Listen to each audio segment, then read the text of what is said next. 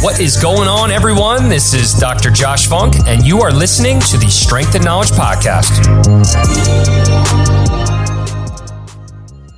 What's up, everybody? This is Zach Baker, and I am with Bami Adu, one of our 2 sports residents that we have here at R2P. And on this episode, we're doing another one of our Journal Club recaps. So for those that are unfamiliar, our residents follow along our educational curriculum with a topic every month. And at the end of the month, they have to find a journal article relevant to whatever that body part or injury is that we're learning about. This past month, in the month of March, we covered the elbow, wrist, and hand. So, Bami, do you mind talking to us a little bit about the article that you chose and really why you chose it? Yeah, so the article I chose was Shoulder Range of Motion Deficits in Youth Throwers Presenting with Elbow Pain. So I chose this article because there's a lot of great literature out there talking about adolescent throwers and how that's kind of attributed to like increase in volume, increase in pitch count. So this article wants to look at any other modifiable risk factors that they could look at in order to kind of see why these pitchers are having elbow pain. So this article was a cross-sectional study. It had 25 patients with elbow pain and then 18 patients in a control group. They had asymptomatic participants who were age and position matched to their group with elbow pain, and the age were between 11 and 18 years old, but they were all at an average about 14 years old. For the inclusion-exclusion criteria was baseball pitchers between the ages of 11 and 18 years old who presented to an orthopedic clinic with chief complaint of elbow pain. And then exclusion criteria was prior throwing shoulder or elbow surgery and non-throwing elbow trauma or any concordant throwing shoulder pain within the past 2 years. So what they really looked at in this article was they wanted to measure GERD, and which is glenohumeral internal rotation deficit, and they also measured total arc motion difference, and they want to see if that had any correlation with elbow pain in the youth pitcher. I'm glad that you picked this article, and I'm glad that the article included that age range of 11 to 18, because that is a population that we see a lot of at R2P with regards to the baseball population. We'll see it occasionally in softball, but typically baseball just because of the pitching mechanics associated with that. And it's always an interesting and tricky conversation to have with the patient, with mom and dad, help navigating that scenario with all other people involved as well. Ideally, and we'll get into this in the article, there's certain things that are predisposing them to having this elbow pain. Some that are in more of our control, some of that are more just circumstantial in nature with regards to what they're exposing their body to.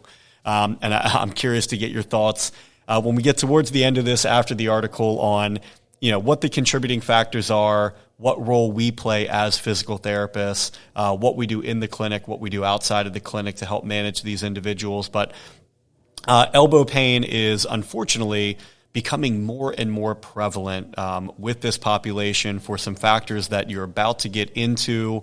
The one nice thing about this, the inclusion criteria, was that they did actually seek orthopedic care for, because I think that is something that is happening more and more, partly because of just the prevalence of which elbow pain's happening.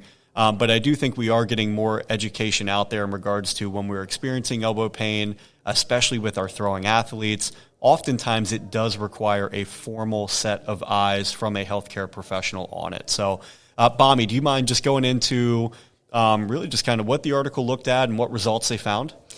Yeah, so they were looking at TAMD, so total arc motion difference, and GERD.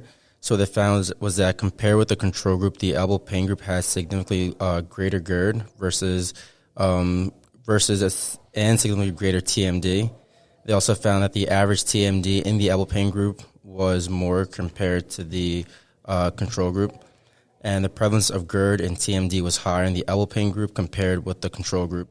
So in conclusion, they found there's a higher prevalence of GERD and TMD in youth pitchers presenting with elbow pain, with clinically significant differences compared with an asymptomatic matched cohort. So the cool thing about this was that they didn't compare apples and oranges, right? They looked at the same exact group, so the same age, same position, and then they're able to compare it side to side. Awesome. So the big takeaway from that is the group that was having pain had less total shoulder range of motion, And specifically, they had less shoulder internal range of motion, or internal rotation range of motion, sorry. Thoughts on your end as to what causes that or what contributes to that? And there's a variety of factors, but when we're talking about contributing causes from a mechanism of injury for these impairments, what are things that are commonly found in the literature to contribute to either a lack of total shoulder range of motion? And for those unfamiliar, that's adding the external and internal rotation range of motion together, and also a lack of shoulder internal rotation specifically. Yeah, so a lot of things the literature shows is that a lot of it has to do with like an increase in volume that these pitchers are pitching at a younger age. And when you think about a lot of these pitchers are pitching year round now, right? Some of these guys even have pitching coaches by the age of like 8, 10, 11, 12 years old. So when they're constantly pitching the same mechanism, you're not really giving yourself time or your shoulder time to kind of move in different ways, right? So a lot of it has to do with the increase in volume that these pitchers are pitching at, and just as amount of time like they're pitching throughout the season, throughout the day. I think they said retroversion occurs most between the ages of 8 and 16. So if you're having these pitchers pitching at a high velocity, high volume at those young ages, not really giving them time to kind of have their shoulder retrovert and kind of gain that range of motion. And I think it is important to point out that it is not uncommon. It's actually expected when we're looking at throwing athletes that they are going to have a shift in their range of motion skewed more towards external rotation. And that's going to be to allow them to get into that full layback position of the throwing motion. What we need to be mindful of, though, is that it's okay for that range of motion to skew in that direction as long as we're maintaining total range of motion. So instead of having the classic 90 degrees of external rotation, 70 degrees of IR, you may have more like 120 degrees of external rotation. And instead of 70 of IR, you may have 40 of IR, but you still have that total 160 degrees of range of motion. What's concerning is when people have that shift towards external rotation, but they end up losing more internal rotation than the amount of external rotation that they gained. Or they lose internal rotation and they did not gain any external rotation at all. And that's where, with the mechanics and the anatomy of the shoulder being a ball and socket joint, we're going to have to find motion somewhere else for that layback position to occur. And we're typically going to find it in areas of the shoulder that it was not designed to move in that manner. Or if we end up losing internal rotation, that's associated with the follow-through of our throwing. So if we lose the ability to have an adequate range of motion to follow through with, we're going to ask muscles and other structures of the shoulder to work in a very condensed range of motion across a shortened time frame.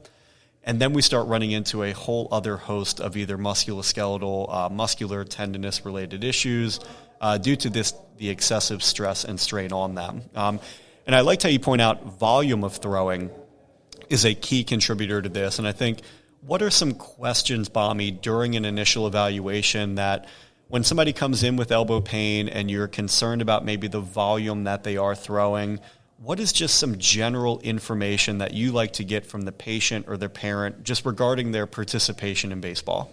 Yeah, one thing I always think about, because I tend to overlook at times, first question I'm asking is how many teams they play for. We're usually thinking like, oh, how much are you pitching or how many games are you playing? But then you start to realize that these kids are playing on maybe like 2 or 3 teams. So first want to know how many teams are you playing for? What positions are you playing on all those teams, right? Sometimes it might be a pitcher on one team, pitcher on 2 teams, or it might be a pitcher on 2 teams and a batter on another team. So it's thinking about how many teams, what position are you playing on those teams, how often are you throwing, and the frequency that you're throwing in, right? Are you playing back-to-back games, or you have some time in between?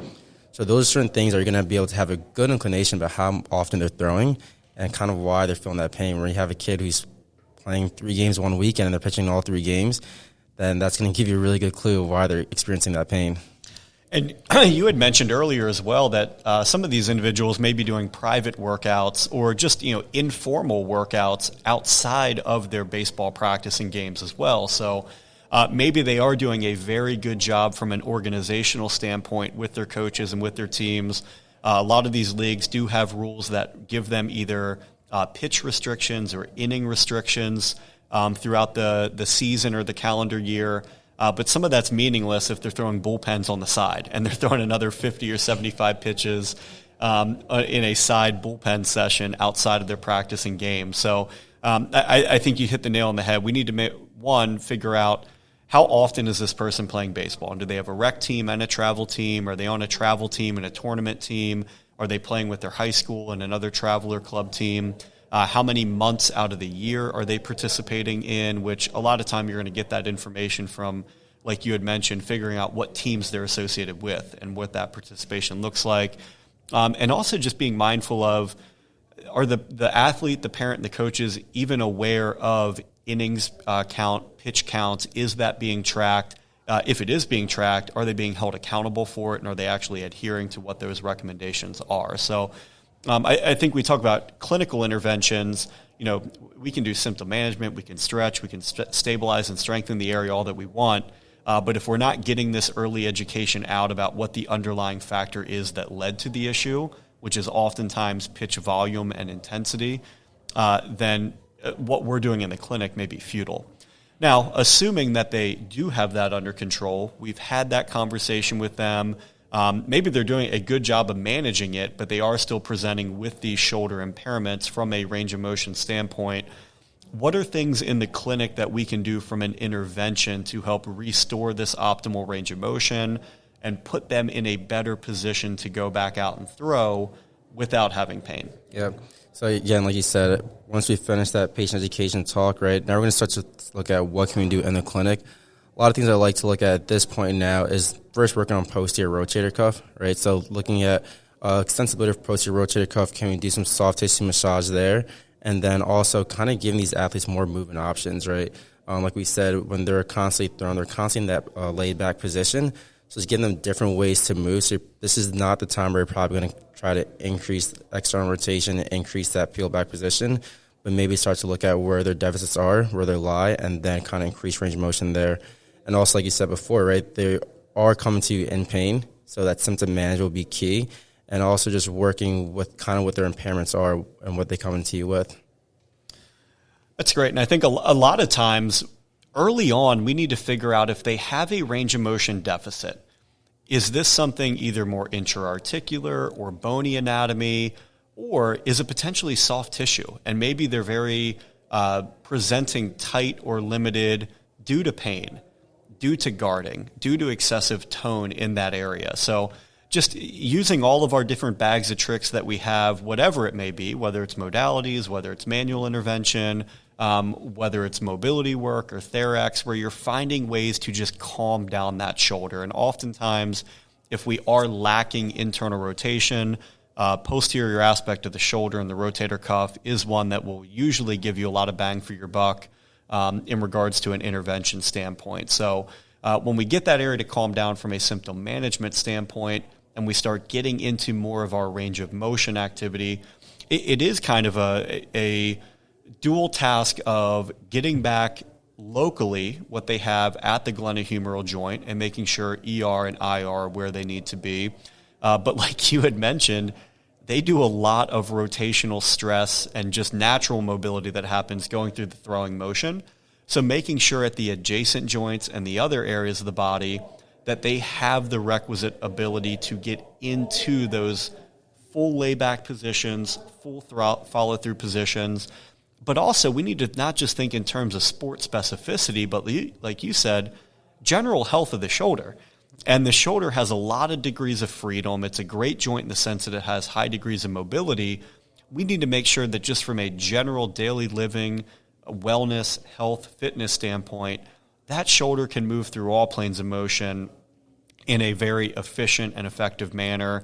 And like you had alluded to, they put that shoulder in very specific stresses for the nature of their throwing motion.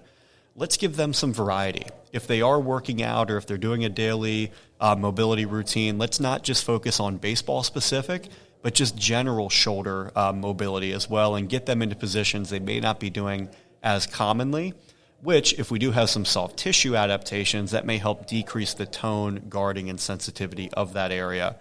Bami, from a strengthening standpoint, because sometimes we can demonstrate a lack of mobility just because we don't have great strength and we have to find compensatory manners to go through motions, or areas get overstressed because they don't have the strength to accommodate that activity. What are just some easy things that we should be mindful of for throwing athletes as we work on preparing them for returning to throwing safely with regards to strength and stability work? Yes, I think for throwing athletes, right, definitely working on your scapular muscles, and that could be any type of periscapular muscles, and also working on rotator cuff for these athletes. Again, in the acute stages, right, don't want to put them in a position where they're kind of experiencing pain. So maybe if you're just starting off with like your prone T's, Y's, and I's to get them going, and then kind of working your way up to kind of get in that laid back position where there's less stress on that medial elbow for them. But I would say definitely a lot of your rotator cuff muscles and definitely a lot of your scap muscles, and have them kind of stabilize through that. Yeah, and I think the age of the athlete comes into play here. And in this article, it's ages 11 to 18. Yep. And if you're working with a 12-year-old versus an 18-year-old, their exposure to strength training will be vastly different. So from an 11-year-old, I typically do not propose to them the strength training in the sense of, we need to get your muscles to hypertrophy and get bigger and get stronger. I usually frame it up to them as, this is going to help you tolerate the act of throwing. The biggest thing is going to make sure that we get the volume and intensity in check. But I also frame it up as, if you continue to play baseball and you spend any time in a weight room, in the upcoming years, you are going to be exposed to these exercises that I'm about to show you. So as we're going through them, I don't need you to think about them and doing them in a manner that we're taking ourselves to physical exhaustion and we're getting a heavy, intense workout out of it. We need to just acclimate you and familiarize you with what these look like. So a year from now, 2 years from now, 3 years from now, when your coach or your strength and conditioning coach asks you to do these, you have a good understanding of what they should look like and what they should feel like. And we've kind of helped coach you through how it's unique to the injury that you have right now. Yeah. And then the other thing with that age group is, sometimes I'll use this as a way to just leverage with them, what does a good, well-balanced strength routine look like for them, just like we talked about a good, well-balanced mobility routine. And again, it's less about taking them and driving physiological change with strength, but more just familiarizing them with what that looks like. Whereas with a 16, 17, or 18-year-old, they may be individuals where you're actually doing higher level, formal, objective testing, getting ER and IR isometric strength testing ratios. Maybe you're doing an athletic shoulder test with the IYT positions to get their force production in those throwing specific motions. And you are training them and doing retest to see how well they are improving strength, either with serial testing or normalizing those ratios a little bit more. Yeah, and I think, like you said, with the younger population too, kind of focusing a lot on stability, right? So whether it's like stability through the scap muscles, or just even core stability, just getting them to kind of be able to realize that throwing is not just throwing with your arms, but it's a full body motion, right? So being able to use your lower extremity, also use your core, and also learn how to kind of generate power and force through that, so we're not just putting all that stress on our shoulder. Yeah, and I think the easiest way to touch on what you just mentioned is we're basically focusing on movement literacy, and giving them the ability to coordinate movement and execute these tasks, not just at the shoulder, but through the entire kinetic chain with multi-joint, multi-planar activities. So, Bami, anything else with the article or any other takeaway messages, or did we hit it all? I think we hit it all, but this kind of segues into a podcast for another day about early specialization in youth sports. I like where your head's at with that one. I think that will be probably coming out in the near future, because that's a topic with the baseball world and some other sports that is very, very prevalent. So, Bami, as always, appreciate you doing the dirty work and going through the literature for us. And hopefully some people got some takeaways from this. And next month, we are going to be discussing concussions. So that's what our Journal Club articles will be on with that. So appreciate your time and attention.